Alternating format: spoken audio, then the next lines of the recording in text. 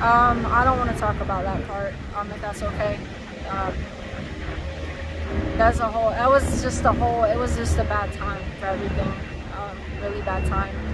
And I was out partying. Well, I don't want you to go into detail that's gonna mess you up. Yeah.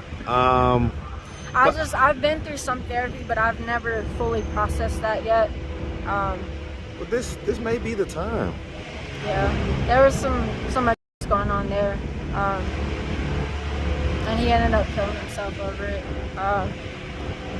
Was it towards you? I'm sorry, I wasn't prepared to talk about that. Nobody's ever prepared for these interviews. Yeah. These are random.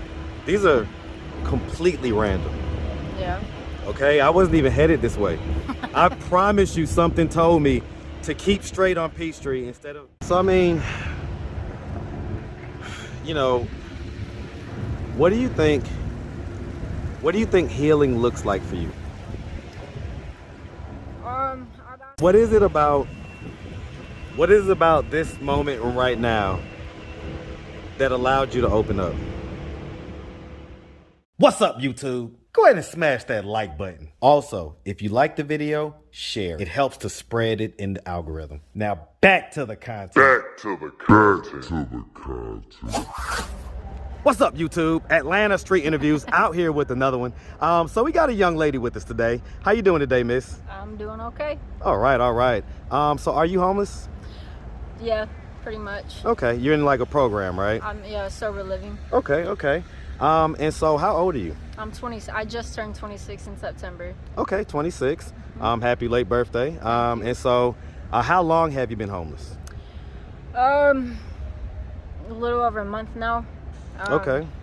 Go ahead. What was you gonna say? I got kicked out of my mother's house. Just wasn't ready to get clean, and it cost me. So I've just been bouncing around for the past month or so, from place to place to place, you know. Okay. And so do you have any kids? I do not. Luckily. No? Luckily. Okay. Yeah. I couldn't imagine having a kid in this situation. I get it.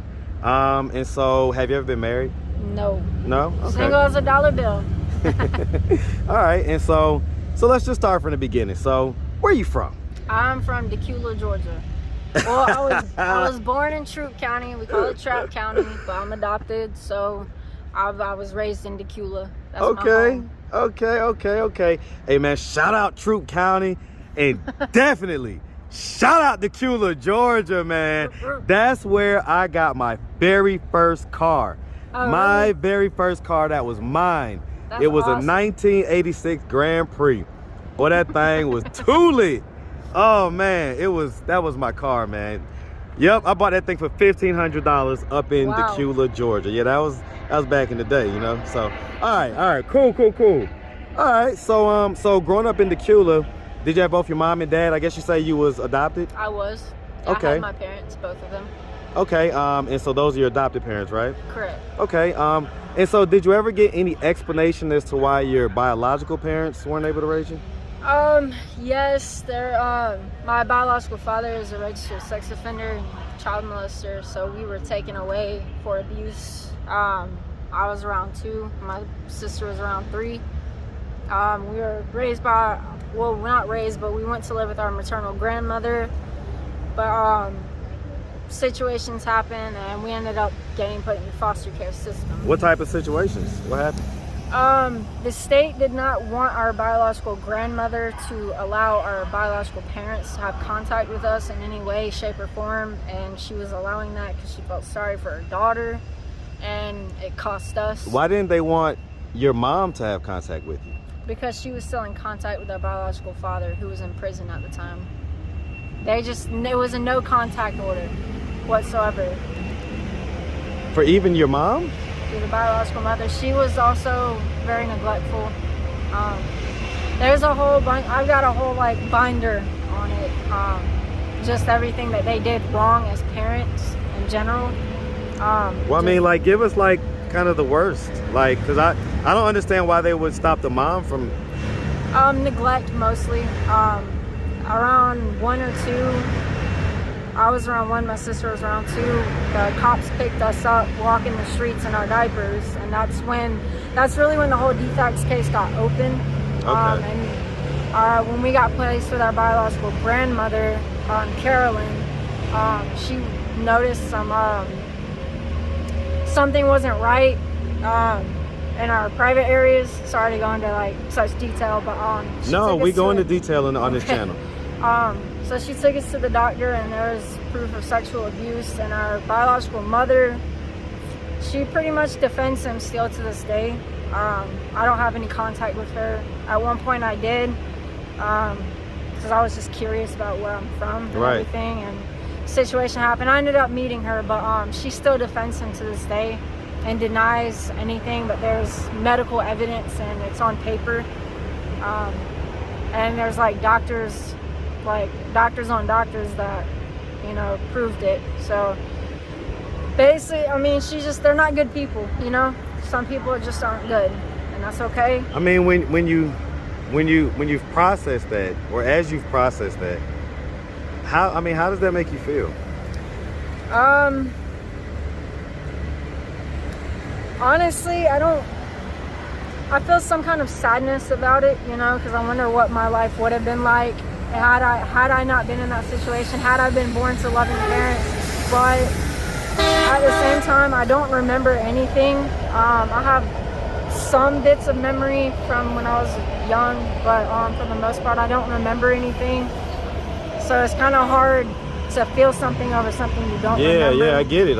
It's almost like it never really happened, but it happened, you know? It happened, yeah. Okay. So, I mean, growing up, would you say that you had a fairly normal childhood? Definitely. My parents blessed the world, you know, to us. Took us on cruises, went vacations galore. Always had clothes, food, never went without. Always. So, like, you went to high school? I went to high school. Graduated? I graduated everything. Okay, what school? I went to Decula High School. Okay. Yeah. Shout out Decula High School, man. Yeah, I did dual enrollment my senior year, so I got some college credit graduating high school. That was pretty cool. So you was doing well enough. I mean, did you go to college after that? I did. I went to UNG, the Gainesville campus, and I loved school.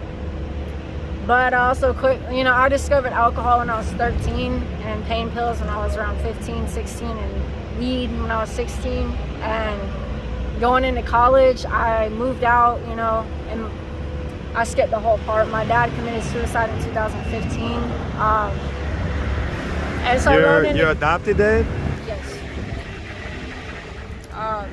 Did you ever get the backstory on what happened? Like why he did that or what? I don't want to talk about that part, if that's okay. It was just a bad time for everything. Really bad time. And I was out partying. Well, I don't want you to go into detail that's gonna mess you up. Yeah. I've been through some therapy, but I've never fully processed that yet. Well, this may be the time. Yeah, there was some abuse going on there, and he ended up killing himself over it. Was it towards you? And my sister did. And so, was it a situation where he got caught? Pretty much, yes. And then he killed himself. Did he do that right away, or did he? It was I came out about it first, and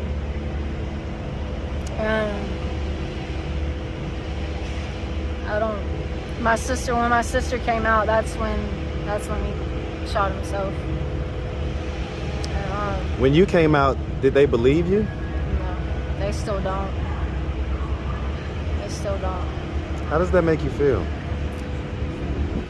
Angry, very angry. I feel like I lost something, you know? I feel like, I don't know, there's so many emotions towards it. A lot of it's anger though, and sadness, you know? Because it happened and then I wasn't believed. And Just a lot of anger in that. What age did it start? When I was 9 or 11, actually. My sister was 9. And I'm sorry, I wasn't prepared to talk about that. Nobody's ever prepared for these interviews. Yeah. These are random. These are completely random. Yeah. Okay, I wasn't even headed this way. I promise you, something told me to keep straight on Peachtree instead of, I normally would make a left and ride past Gateway. Something told me just keep straight, man. So, I get it. I mean, you know, when we started off, you know, your energy towards, you know, your mom was that of reverence. Yeah. And I get it, but one of the things that we do on this channel, as it's grown and more people are watching, is we have conversations with people when they're not here, because sometimes it's easier to unload everything that we feel without them interrupting or gaslighting or anything like that. Yeah. If you could just say anything to your mom, she's watching right now, what message do you have for her? I love her, you know. That's my mom. That's the only mom I really know. I wish she would listen to me, but I have to mourn that loss, you know. That's something I have to mourn.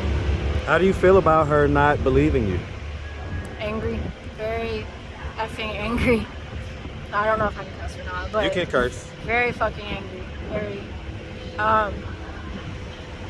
It's a very deep-seated anger. It comes out in the worst of ways. What are some of the ways that this came out? I've got bad anger problems with. I mean, I've had those since I was a kid, but it's gotten worse. And drug use, really. That's where I take out all my emotions. Is I just numb them. A lot of people do that. Yeah. A lot of people do that. Yeah. Does she blame you for? She does.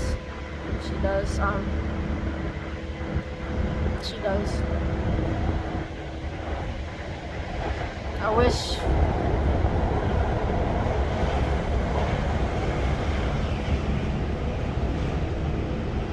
I wish to God that someday the truth will come out, you know, someday. But Did she believe your sister? no, she doesn't. She doesn't believe either one of us. And my sister has kind of moved on with her life, and she's got two beautiful babies. And I've just been stuck because I don't know how she happened to move forward. I guess I got the brunt of everything, the abuse as well as, you know, the anger from my family. I mean, it could have been just as simple as a conversation. It could have been a random conversation that she had one day with someone or some boyfriend or whoever, and you know, she kind of unloaded. Yeah. You know, and got it out of her. I hope. I don't know. I feel like a part of her is in denial, because she tries so hard to disprove. You know, she grasps at anything that she could possibly grasp at. It's To disprove what? That, you know, to say that we're lying and that we made it up. Right. Which I wouldn't do that. I'm not that kind of person. But she grasps at anything that she could possibly grasp at, you know. And it's sad because it's just sad. It's a whole fucked up situation, you know. The whole thing is messed up because I did love my dad. I love my mom still. It's very complicated, you know. There's no black and white. When would he do this to you guys? When mostly from, I don't know about my sister. We never talked about it. We just kind of agreed that we were just gonna shove it down and not talk about it. But for me, it was when I woke up in the mornings for school. He would wake us up, and that's when I would get most of it. Or when my mom was at work. He ended up being on disability for his leg. and he would be home, and I'd get home from school, and I did dual enrollment, and this was in high school, so I got home early from college, and so I didn't get home later. I got home earlier than everybody else, and that's usually when it would happen. In middle school is when he woke me up for school.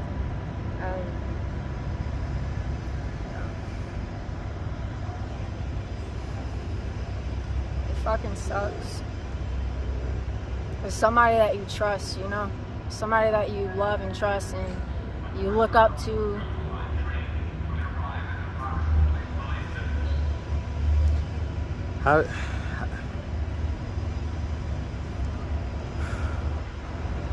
I mean, it sounds like it was happening pretty often.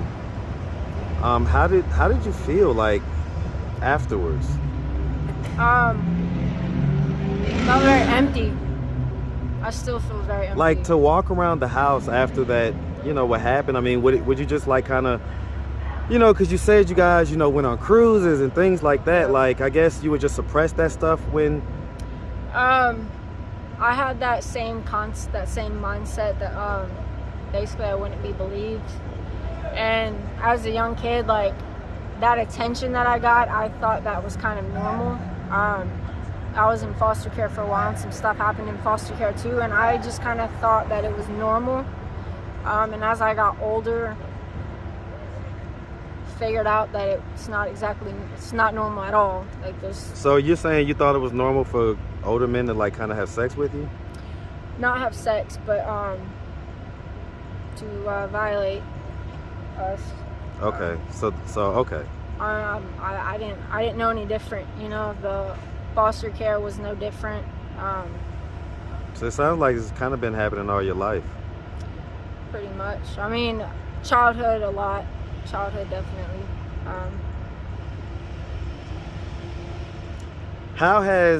Have you had like any relationships and things like that? My boyfriends and stuff. Yeah, I had boyfriends in high school. I mean, when was the last time, you know, when was the last time you was in a relationship? God, it's been a long time, since 2016 maybe. Wow. Yeah, I mean, do you think that any of that is what has an effect on it? It definitely plays a part still today, especially like it still affects me in a lot of ways. So I mean, you know, what do you think healing looks like for you? I've asked myself that question plenty of times, and I don't know. I don't know if you'll ever like really. I don't know how to get past it. Because that anger, like right now, I'm okay. I'm not angry. I mean, I've always got that anger in me, but you know what I'm saying? Like, it's always there. It doesn't take much for it to come out. And it's also a deep-seated hatred towards myself and towards my father. It's a deep-seated hatred there. It's just, like I said, there's no black and white. It's very complicated and very gray.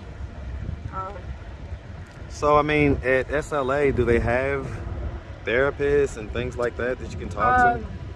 Not exactly at the program. They do help us, like, I'm set up with Viewpoint currently, which is a mental health facility. I need to follow up with them because I'm supposed to have an appointment. I missed that. So you haven't gone?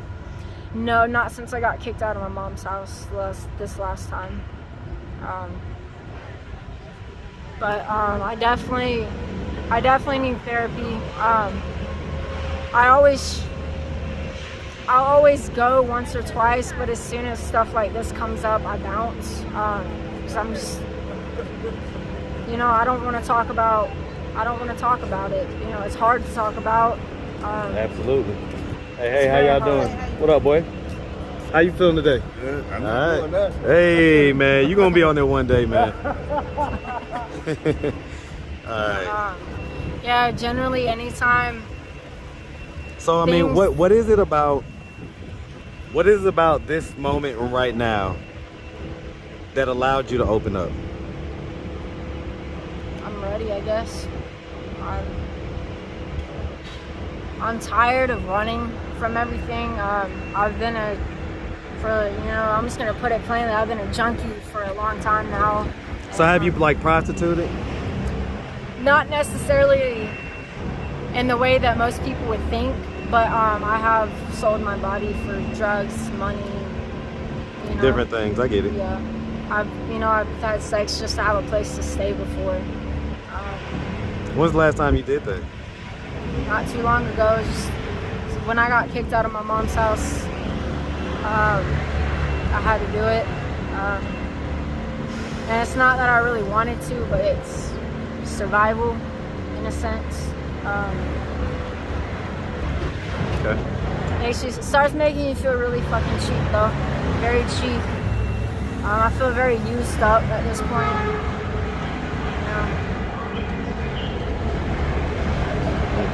I just feel very used up. Now they say that when you sleep with somebody, it's a soul tie, and you give a piece of yourself away. And I've done it so much for survival mostly, and for drugs. I don't know. I kind of feel dead sometimes emotionally. Like I just feel dead a lot of the time.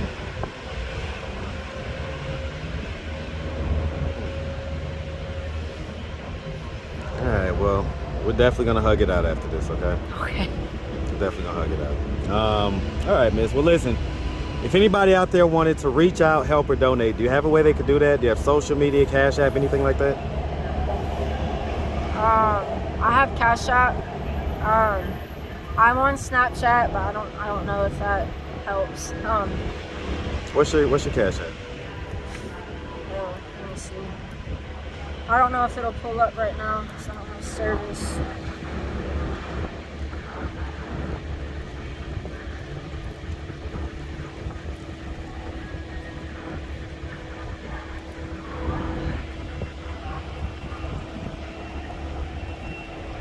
It's Amber Lynn C16. Let's see it. I don't know, it might be too dark. Uh-oh, I messed it up. All right. Okay, Amber Lynn C16, got it. All right.